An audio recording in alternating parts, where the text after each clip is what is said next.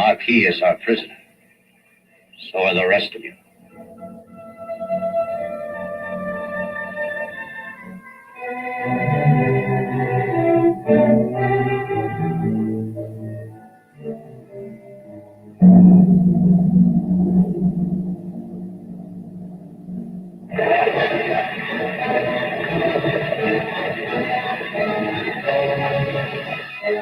Gary Cooper and Burt Lancaster, the quiet man and the gunslinger, fighting side by side, and each other.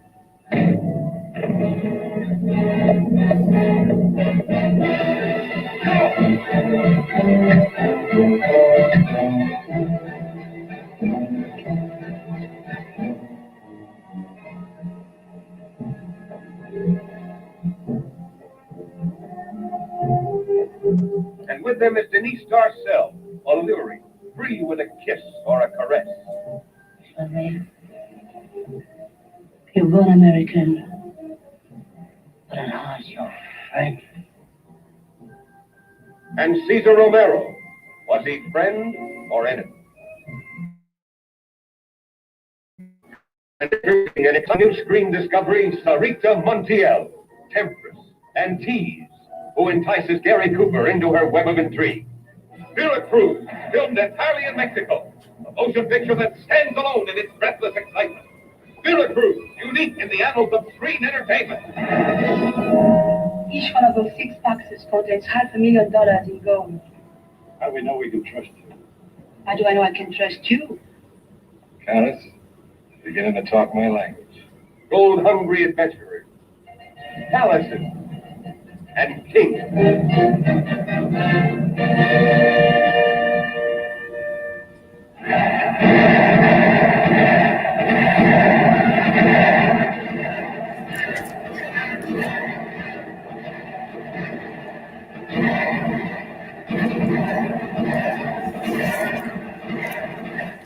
Looks like we tied up with the ROUNDUP.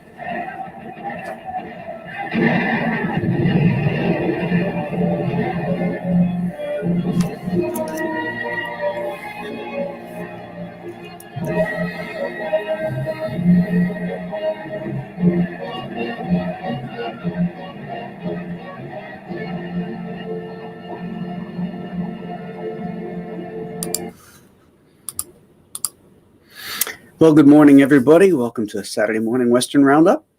I am Graham Nolan, and today we're going to talk about 1954's Vera Cruz, directed by Robert Aldrich and produced by Burt Lancaster's company, actually, and starring Lancaster and Gary Cooper.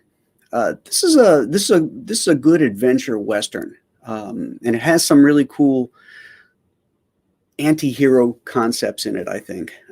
Gary Cooper, who was always the straight and narrow guy in all his movies, is a little bit rougher in this one than in his other ones. He has a little bit more depth to him. There's a bit of, he's not an anti-hero per se, but he definitely has a background there that's not, what's the word I'm looking for, pristine, if you will, which makes it a little bit different for him. Evidently, Lancaster kept getting pissed because Cooper didn't want to have anything in this movie that would have him perceived as a bad guy. You know, he was very conscious of his film persona and what he wanted to portray. John Wayne was the same way, too.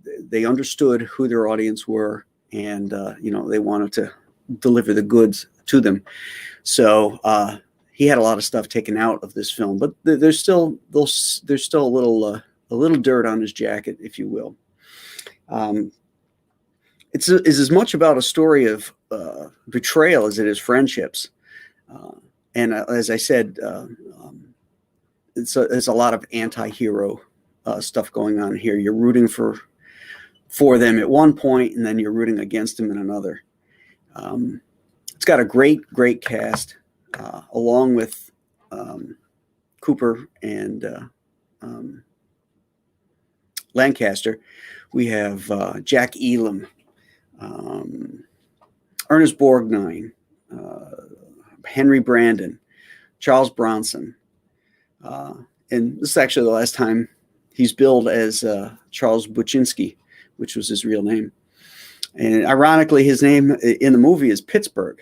And he grew up working in the mines of Pennsylvania, just about an hour or so from the city of Pittsburgh. So I don't know if they did that purposely for him or if it just worked out that way. But the film is basically that during the Mexican Rebellion of 1866, an unsavory group of American adventurers are hired by the forces of Emperor Maximilian to escort a countess to Vera Cruz. Now, along with the countess, they're also escorting, unknown to them, is $3 million in gold. And so once they find out that, it sort of becomes a heist movie. It's how to liberate the gold. One of my favorite lines in this film is when the countess knows that the gold's there, and when she finds out that they know, she is ready to turn on as well. Well, we split it 3 ways. I can live with $1 million, and Burt Lancaster says, "I can't. I'm a pig." I love that line. It's really great. Burt Lancaster is one of those guys. I love to watch him on the screen, but I guess from everything I read about the guy, he was just a kind of an unlikable dude. Ernest Borgnine talks about it in his biography, and I mentioned this on another stream that involved Lancaster. It was probably The Professionals. That during this film, Jack Elam, who I mentioned, is in this thing, and he's got like a walleye. One of his eyes is sort of dead, and it looks off in another direction. And Lancaster brought his kids on the set and to laugh at him. The crazy look of this guy. According to one of the IMDb mentions, it says the two of them got into a fist fight. I kind of doubt that.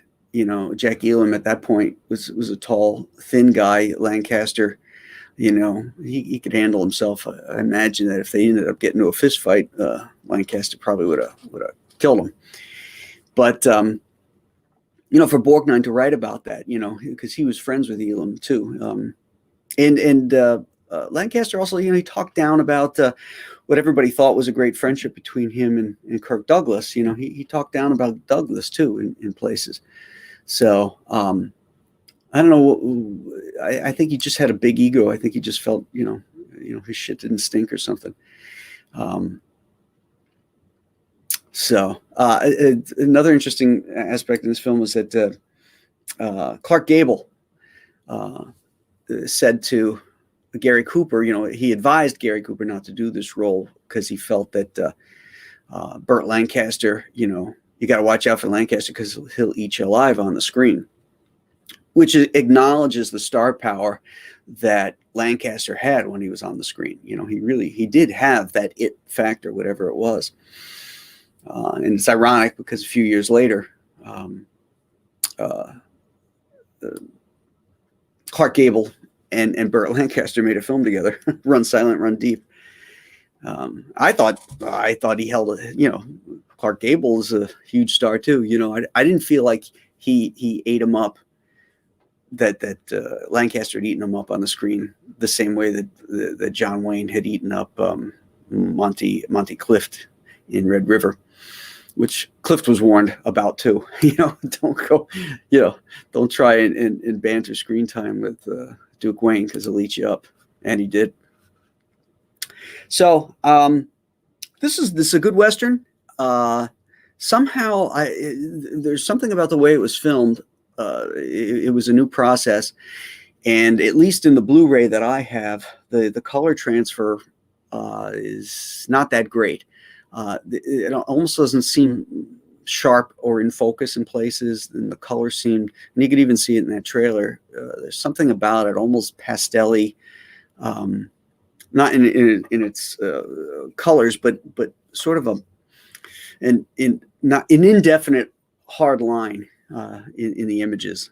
So it's not a great DVD or Blu-ray transfer, but it's a good film. It's good action, good twists in it, great dialogue. There's some awesome dialogue in this film. So I recommend it if you haven't seen it. Let's say good morning to the crowd, see who's here. Richard B says, come kaya yippee, yippee, yippee, yippee, yay, kaya yippee, yippee, yay. Okay, that's a good way to lead it off. That reminds me of, what was his name? Gwyn Big Boy Williams.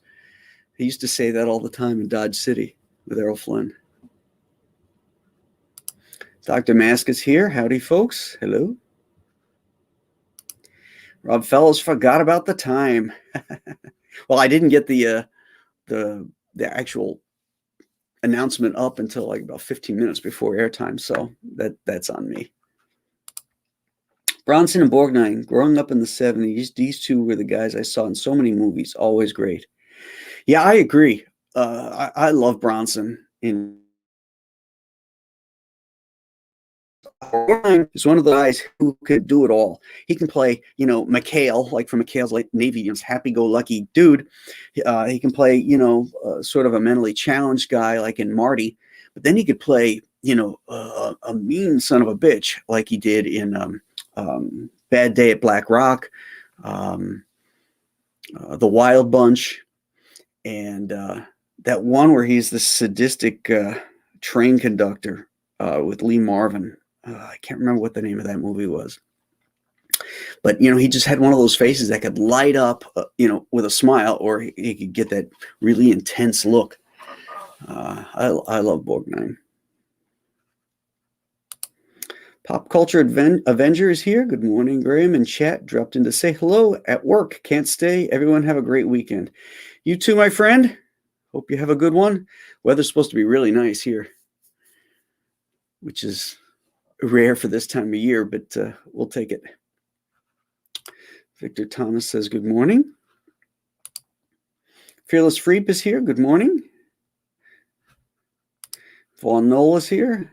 Good morning, Vaughn. All right, we got a small crowd today. It's probably because I didn't announce it until the last minute.